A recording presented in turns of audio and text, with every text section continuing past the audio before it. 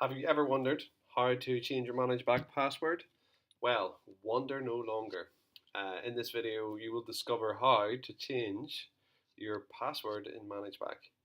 So the first port of call is to go to the internal SEIS website, web address shown here, and then click on ManageBac.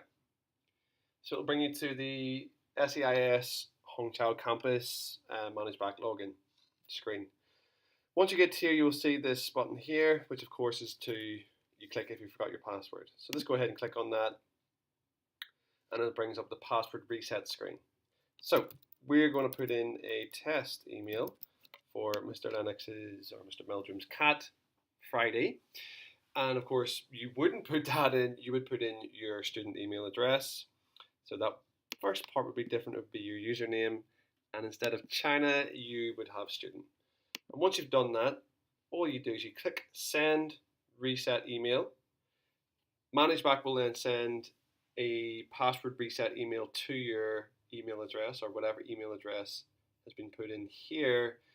And then all you do is you open up that email and just follow the instructions for creating a new password. Once all of that's done, it will bring you back to the login page, and you will be able to put in your new password with your old username, and you'll be able to sign in to ManageBac. What I recommend doing as well is just clicking that box. It means that you don't have to keep putting your password in every time you want to log into ManageBac. You will, however, have to tick it again after 30 days. So once you've done that, just click sign in, and hopefully, if you've done everything correctly, you will be into the magical, mysterious world of ManageBac. So, thanks for watching on how to change your password in ManageBac.